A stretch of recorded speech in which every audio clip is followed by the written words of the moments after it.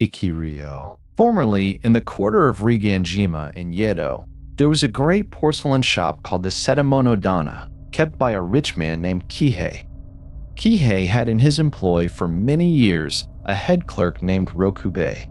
Under Rokubei's care, the business prospered, and at last it grew so large that Rokubei found himself unable to manage it without help. He therefore asked and obtained permission to hire an experienced assistant, and he then engaged one of his own nephews, a young man about 22 years old, who had learned the porcelain trade in Osaka. The nephew proved a very capable assistant, shrewder in business than his experienced uncle.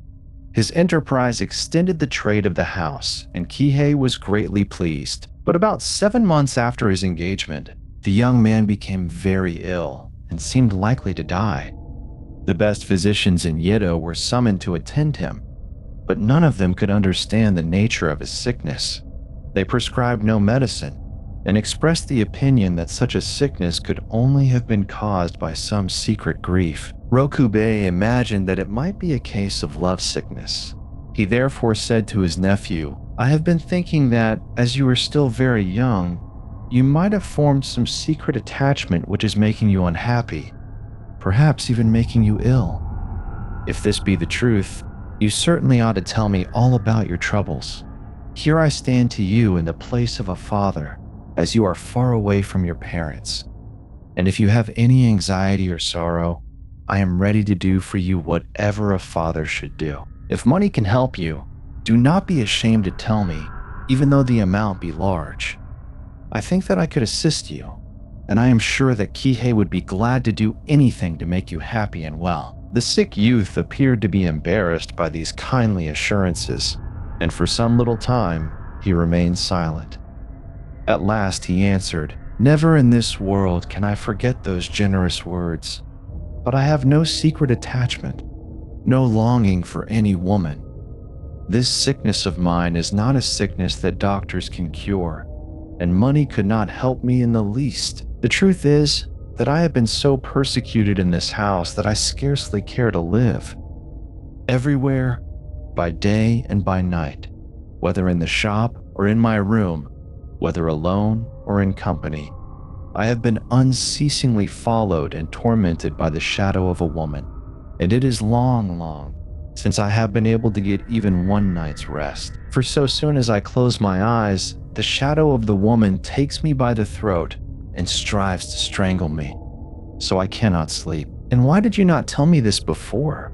asked Rokubei. "Because I thought," the nephew answered, "that it would be of no use to tell you.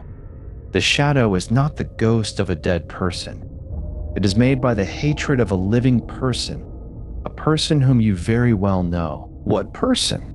questioned Rokubei, in great astonishment. "The mistress of this house," whispered the youth. "The wife of Kihei-sama. She wishes to kill me." Rokubei was bewildered by this confession.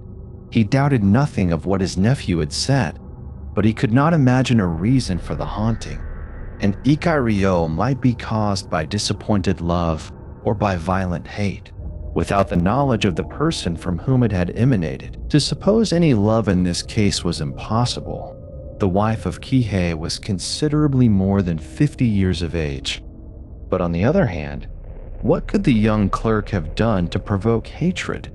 A hatred capable of producing an Ikiryo. He had been irreproachably well conducted, unfailingly courteous, and earnestly devoted to his duties. The mystery troubled Rokubei, but after careful reflection, he decided to tell everything to Kihei and to request an investigation. Kihei was astounded, but in the time of 40 years, he had never had the least reason to doubt the word of Rokubei. He therefore summoned his wife at once and carefully questioned her, telling her at the same time what the sick clerk had said. At first, she turned pale and wept, but after some hesitation, she answered frankly, "I suppose that what the new clerk has said about the Ikiryo is true, though I really tried never to betray by word or look the dislike which I could not help feeling for him. You know that he is very skillful in commerce, very shrewd in everything that he does. and you have given him much authority in this house, power over the apprentices and the servants. But our only son, who should inherit this business, is very simple-hearted and easily deceived. And I have long been thinking that your clever new clerk might so delude our boy as to get possession of all this property.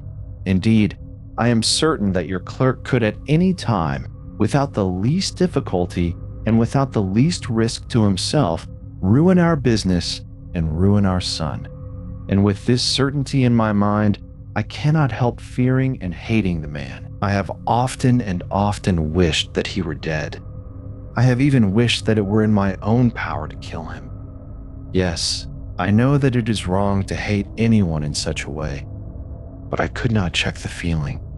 Night and day I have been wishing evil to that clerk, so I cannot doubt that he has really seen the thing of which he spoke to Rokubai. "How absurd of you," exclaimed Kihei, "to torment yourself thus. Up to the present time that clerk has done no single thing for which he could be blamed, and you have caused him to suffer cruelly. Now if I should send him away with his uncle to another town to establish a branch business, could you not endeavor to think more kindly of him?" "If I do not see his face or hear his voice," the wife answered, "if you will only send him away from this house, then I think that I shall be able to conquer my hatred of him." "Try to do so," said Kihei, "for if you continue to hate him as you have been hating him, he will certainly die, and you will then be guilty of having caused the death of a man who has done us nothing but good. He has been, in every way, a most excellent servant." Then Kihei quickly made arrangements for the establishment of a branch house in another city, and he sent Rokubei there with the clerk to take charge. And thereafter the Ikiryo ceased to torment the young man, who soon recovered his health. Footnote 1. Literally, living spirit. That is to say, the ghost of a person still alive. An Ikiryo ungor may detach itself from the body under the influence of anger and proceed to haunt and torment the individual by whom the anger was caused. Footnote 2.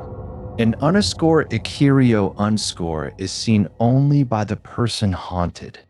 For another illustration of this curious belief, see the paper entitled "The Stone Buddha" in my Out of the East.